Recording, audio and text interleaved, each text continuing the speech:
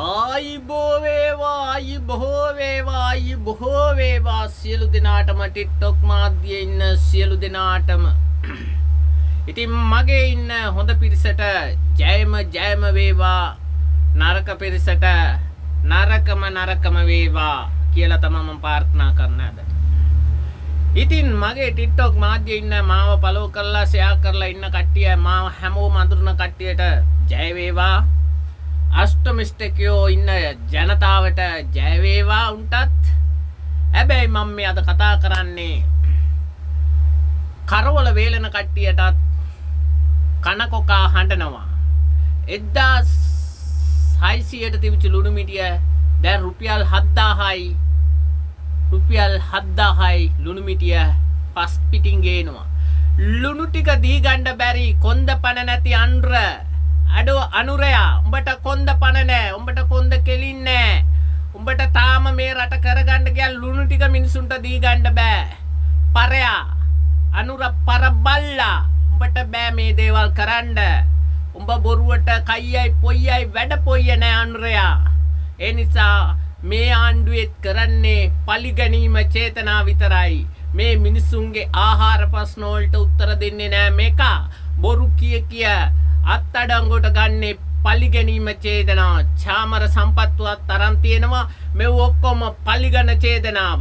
මේ නිසා අනුරයට කියන්නේ කොන්ද කෙලින් තියාගෙන පරබල්ලාතෝ. උඹ ජනාධිපති වුණාට වැඩිය හොඳයි බල්ලෙක්ව ජනාධිපති කරලා තිබ්බනම්. මිනිසුන්ට කණ්ඩ බොණ්ඩ නෑ, ලුණු ටික නෑ, කරවල ටික වේලා ගන්න මිනිසුන්ට ලුණු මිටිය 1600ට තිබිච්ච එක දැන් රුපියල් 7000 කරලා තියෙනවා. පස් දීලා තියෙනවා. ඒ නිසා උඹට බල්ලෝ, උඹට මම කියන්නේ ජනාධිපති බල්ලෝ, උඹ රටේ අනුර බල්ලා තෝ දුප්පත් ජනතාවගේ බඩ පුරවන්න කියලා සීරෝ කරනවා කියලා ආවා. උඹ එක දෙයක්වත් අද වෙනකන් සීරෝ කරාද? මේ සැරේ පළාත් සභා ඡන්දෙන් මිනිස්සු තේරුම් ගනි. මිනිස්සු අනිවාර්යෙන්ම සජිත් ප්‍රේමදාසට අනිවාර්යෙන්ම අතහිත දෙන්නලා. දුප්පත් මිනිහාගේ දුක දන්නේ සජිත් ප්‍රේමදාස විතරයි. මොකෝ එයාගේ තාත්තා හොඳ වැඩ කරේ ජනතාවට කණ්ඩ බොණ්ඩ ටික හරි වෙලාවට දුන්නේ ඒ අහිංසක මිනිස්සයා. මිනිස්සු මැරුවත් මිනිස්සු මොන දේ කරත් අහිංසක මිනිසුන්ට ඉන්න රජමාලිගාවල් ෆැට් ගෙවල් හදලා දුන්නේ රණසිංහ ප්‍රේමදාස මහත්තයා. ගම්මුදාවල් ගාමන්ට් කෙල්ලෝ බිහි කරලා තියෙන්නේ අදට රණසිංහ ප්‍රේමදාස මහත්තයා. ඉතින් අද මං අනුරයට කියන්නේ අනුර බල්ලට කියන්නේ ජනාධිපති බල්ලට මම කියන්නේ මූට රට කරගන්න බෑ. එන දවසෙත් කීවේ බොරු පොරොන්දු දීලා ආවේ. දැන් මෙතන ගෙනියන්නේ පලිගන චේතනාව විතරයි. ලැහැත්ති වෙව් ජනතාවනේ. උඹලා මේ පළාත් සභා ඡන්දයට කාදේශ සභා ඡන්දයටද මොන ඡන්දයක් ආවත් මේ සැරේ ඡන්දෙන් උඹලා පත් කරගනිilla.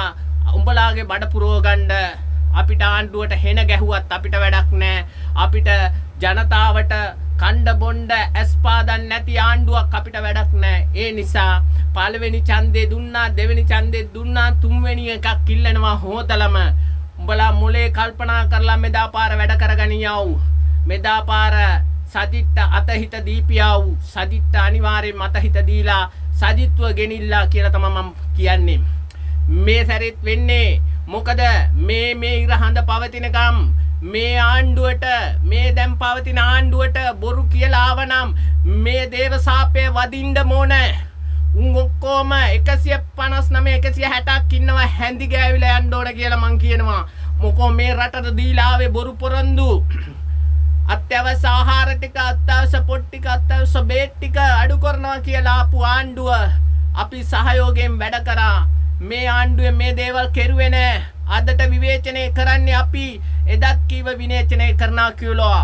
මේ මාලිමාව හැඳි ගෑවිලා මක බෑවිලා තොලංජි වෙලා යන්න ඕනේ. මේ 159යි ජනාධිපතිත් එක උන් හැඳි ගෑවිලා මේ යන්න ඕනේ. මේ රට දියුණු වෙන්න උන් කොහොමත් මෙව කරන්නේ. මේ පලිගැන චේතනාව JP කාර්යෝ කියන්නේ පලිගැනීම චේතනාව කරන්නේ උන් පලිගන්න එක විතරයි කරන්නේ. හොඳ මොලකාරයෝ ටික මරණ්ඩයි දැන් සූදානම් වෙන්නේ. මේ ආණ්ඩුවෙන් කරන්නේ LTT එකට සම්පූර්ණ සහාය දෙයිලා LTT එකෙන් සම්පූර්ණම ප්‍රශ්නේ මෙව කරගෙන එන්න යන්නේ. මොකෝ උතුරු බාර දෙන්න යන්නේ. අනුර උතුර සම්පූර්ණම අපේ යුද හමුදාය කොල්ලෝ බේරගත්තු රට අනුර බාර දෙන්නයි යන්නේ. පාරවල් ඇරලා LTT එක ඒ පැත්තට බාර දෙන්නයි යන්නේ. හොඳට මතක තියාගෙන යව්. උඹලා සිංහල මුස්ලිම් දෙමළ හෝ වේවා. උඹලාට අනාගතේ දරුවන්ට වෙන්නේ ඔය මේ රට දෙකට බෙදන්නයි යන්නේ. ඒ ගැන හිතලා උඹලා තීරණයක් ගනින්න කියලා තමයි අපි කියන්නේ. මේ රට වෙනුවෙන් රට කැප වෙලා රට වෙනුවෙන් යුද්ධෙන් බේරගත්තා නම් අපේ රණවිරුවෝ. ඒ නිසා මේකේ ඉන්න උන් දැනගනියව්. තොපිට ඕන විදියට මේ රජ කරන්න බෑ. තොපිට ඕන විදියට නටන්නත් බෑ. 1600ට තිබිච්ච ලුණු මිටිය දැන් රුපියල් 7000යි. කරවල කර්මාන්තෙත් පල්ලෙහාට වැටිලා. වී ගන්නවා කියලා වී ගබඩා සුද්ධ කරගත්තා. වී කිලෝ 600යි 700යි හම්බෙලා තියෙන්නේ වී ගබඩාවට. මුන්ට ඒ ටික අරගෙන ස්ටොක් කරන්න බෑ. කොන්ද පණ නැති ආණ්ඩුව. සිංහල අවුරුද්ද වෙනකොට හාල් හිගිය කැයිලා 7 වෙනි මාසේ 6 වෙනි මාසේ වෙනකොට ජනාධිපතිගේ පුකේ ගින්දර ඇවිල්ලේ මිනිසු පාට බැස්සහම හොඳට බඩගලින්ලා. උඹලාට මේ පලිගැනීම විතරයි මේ JP කාර්යෝ කරන්නේ පලිගැනීම විතරයි.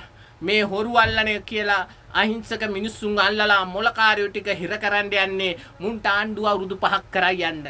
අපි කකුලෙන් අදින්නේ නැහැ. උඹ හරි දේ කරා නම් අනුරයා අපි ඔව්වට කතා කරන්නේ නැහැ. හරි දේ කරේ නැහැ උඹ. උඹ වැරදි විදියටයි යන්නේ.